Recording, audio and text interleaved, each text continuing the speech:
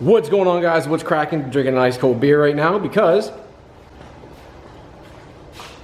God, that goes down so good. Working on the Supra again. We're still working on the fuel system here, guys. I got a lot more done. I didn't record some of it just because, well, it was harder to do. So back here at the back right now, but I'm about to put in actual fuel line. So we've removed all the hard lines that were up here before. Even the evap line's gone. I'm going to run a line from here and back into a filter.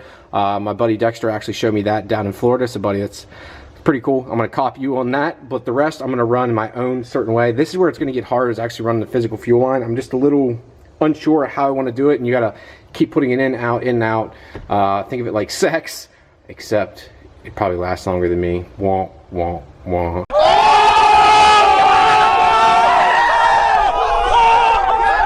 Anyways, so do that, but before we do all that, I want to get under the car here and show you what I've done there. So I went ahead and removed all the plastic clips and everything underneath. You can see all the fuel lines are gone now. Only thing left there is the 2 brake lines. There's one other clip up here that I actually removed too, which you guys can't see, but you can probably see the bolt that's up there. See if I can, this bolt right there. There used to be a little plastic clip that held up the evap line and one of the fuel lines, but no longer needed, and it doesn't really help me for running my new fuel lines. What I will have to do though is move this from here to up here, because I need to put this now from here to that bolt also. So like that has to move from there to there. And what you've also probably noticed is my new fancy radium fuel filter. So I have a little 120-degree angle, because if it would shoot straight down, it would kind of be close to the ground. The car's already low, so I don't want to take any chances. I'll probably have to move this up a little bit further yet. But this thing is pretty neat. I love that it actually bolts to the body. So it makes it really a little piece. I like it. And it'll fit perfectly with my first clamp, which will be right here. So it'll work out perfect for me.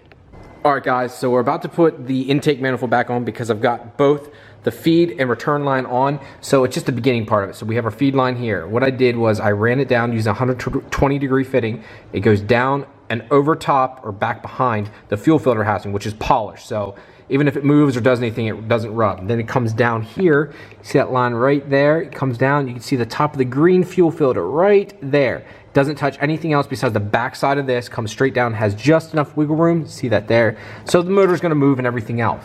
And then for the return line, what I did was I ran it straight down. And if you can see right there's the fitting. I used a 90-degree fitting here. I used a 45-degree fitting off of the flex fuel sensor. And then down below, let me show you that. I know it's hard to see here, guys, but this is the flex fuel sensor right here. It comes down to here. There's the bottom part of the flex fuel sensor, goes up, uses a 45-degree fitting, comes down. And what I'm doing is I actually rounded out this hole here, which was for the clutch line, which after you go to aftermarket transmission clutches, this is no longer any bit of use to you. So I made this a little bit bigger so I can get the fitting through. I'm going to take it from there and then come back and feed right in through here.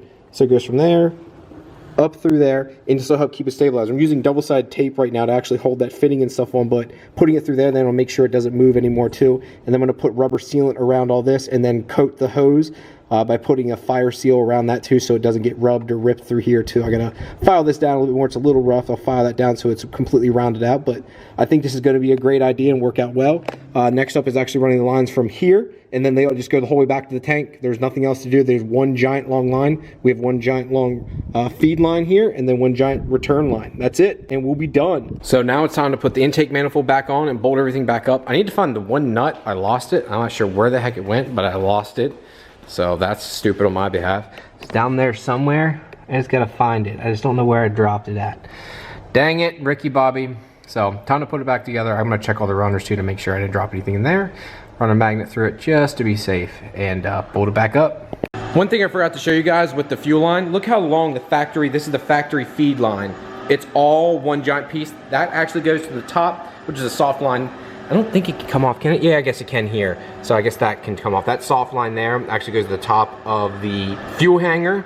And then this hard line goes the whole way under, wraps up. And then I had this custom fitting, and if you guys want FYI, you can get this off eBay, but the company Radium Engineering actually makes this exact fitting now too, because the factory line's a -6. For a lot of people, factory hard line's all you need. It makes your life a lot easier because this is steel, so you don't have to worry about it. Even if you're running 85, this will, it's not gonna hurt it. But this fitting, you can get up there and this will attach then, and you can use it with, I think it's like an M12 or M10 to like 1 1/4. And then it goes to a -6 fitting here at the end. But now Radium Engineering makes this exact fitting too, where you can buy it right off their website. If you go under like Supra, TT Supra, And then go under, you'll see the fitting, it's green. I think it's like 14 bucks, a little pricey, but I think even this was like $24 on eBay, so it's actually cheaper to buy it from them. I think the only difference is there's aluminum, this is like a brass material.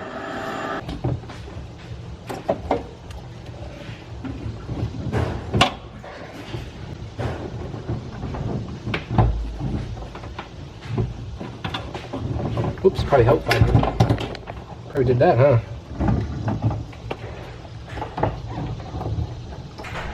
Well, alright, I think we're done.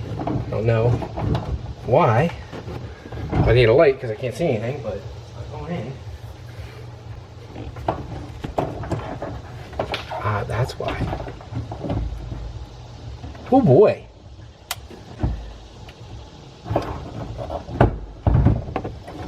Good thing I have a light, but fuck me, that's tight. Perfect. Okay, we're good. You can turn it on. So we've got everything hooked up here and all the lines are in now. So I'm gonna show you down underneath how they're ran exactly. Get down on the creeper. I hit that.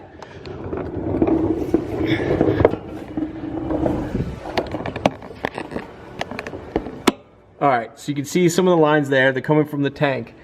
They come through over here, over the subframe. Then they come down here, try to get off to the side, come down here to the first clamp. So we got a first Powerhouse Racing clamp here. I'm assuming that's where it's supposed to go because it uses these plastic nuts and that was the last place you could use one. Then there's supposed to be a clamp here, where instead I put it on the plastic piece and I actually bolted down just for the brake lines and then use a zip tie. Then next, the rest are Powerhouse Racing clamps. Use those the whole way through. Got 4 of them in total, which I don't have the nuts for them, so it is sitting loose. The nuts I'm waiting for from Toyota because I only had 3. I needed a couple more. Now here, it comes down for the Dash 8 line. This is your feed line right into the Radium Engineering fuel filter. This is all done. I got lucky, thanks to Jared for helping me. It all fit up. Now you're probably wondering why I put heat sleeve on this Dash 6 return, because I actually fed it through the old clutch line. I haven't used this in years since the factory setup, so what I did was I ran the Dash 6 line through it to help keep this sturdy and not moving. And then that's up here. Here's where the flex fuel sensor is, and sorry it's so blacked out. The light from above is making it wash out. But I ran it through there to keep it sturdy so you can see it doesn't move much. This will help hold it in place, but that's it guys. So the fuel system is now officially hooked up and done. Only thing I have to do, I do have to finish the hanger in the back. There's a couple lines I need to finish with it when it comes to the wiring. But besides that, this thing is completely done. I'm pretty happy about it. Now that everything's buttoned back up guys, I just kind of wanted to go over it. I cleaned everything here. If you guys can see down in there, you can see the FIC injectors. I got the clips right there. Everything went in nice and neat. I'm actually kind of happy how this all looks. Now, the one problem is this. Everyone and most of my friends here, my close friends, give me shit about running the stock intake manifold. I think I might eventually change it, but I do like how easy it is to get stuff on and off.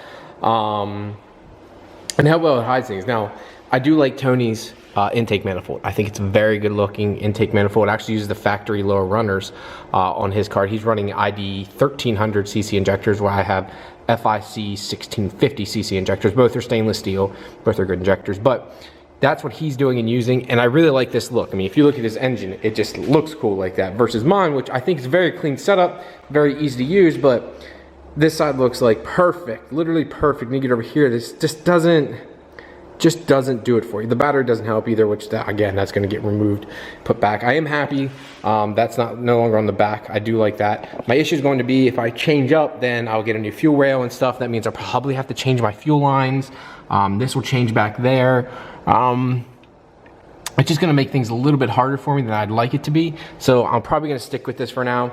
I know I've had quite a few people give me crap now for this, but I kinda like it. And on that note, guys, let's wrap this up. I'm sorry this was a shorter video, but it just is what it is. I just didn't have as much to show you this time around, so it kind of is what it is. Tony's car's done. Hopefully when he comes this weekend or here Monday, we'll be able to drive it and show you guys how it goes. I will have the fuel pump install video done this Sunday, so if you want to understand how to set up the Powerhouse Racing fuel pump and stuff, that'll all be done this Sunday, and you guys will be able to check that out. And I'm not sure what's going to come after that. I guess driving this, going to get this tuned. There's so much more to do, but yeah, that's it for this video. Thank you guys very much. You know what to do. Facebook, Instagram. I'm tired of rambling on. Talk to you guys later. Peace.